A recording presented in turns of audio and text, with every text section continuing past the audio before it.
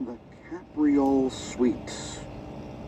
A suite of Renaissance-esque dances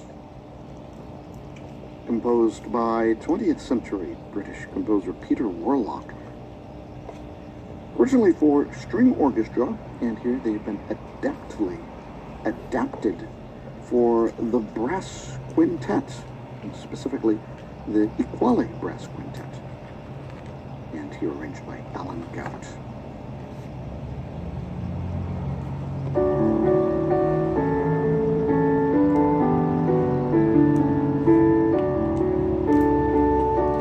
And here is the Writer's Almanac for Friday.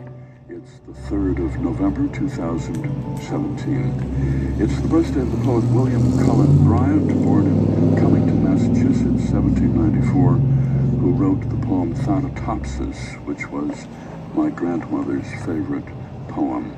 It's the birthday of the novelist Ignatius Donnelly, born Philadelphia, 1831, who tried to prove that human civilization occurred with the lost continent of Atlantis in his book Atlantis, 1882.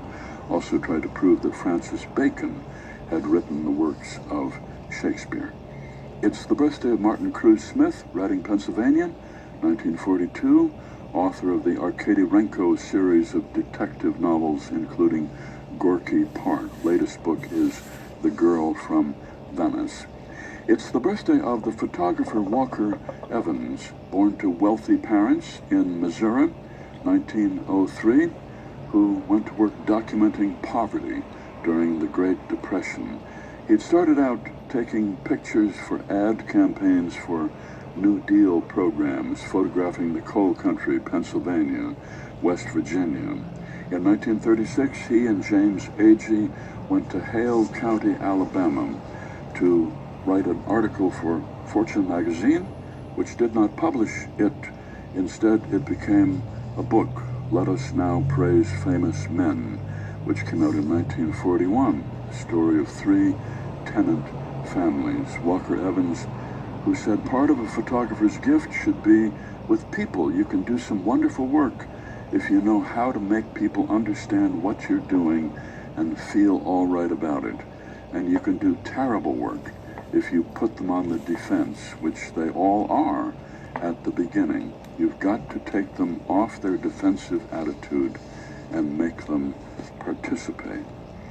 It's the birthday of the American explorer Vilhjalmur Stefansson, 1879, born in Manitoba. Parents were Icelandic immigrants.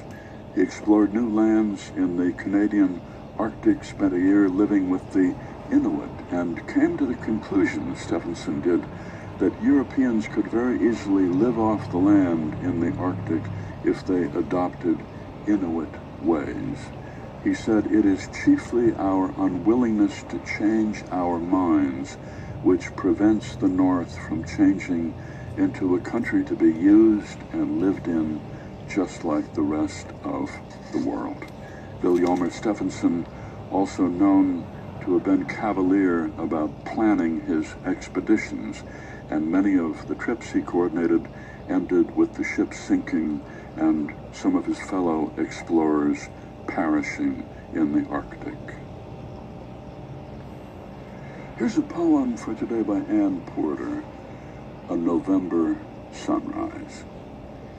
Wild geese are flocking and calling in pure golden air, glory like that which painters long ago spread as a background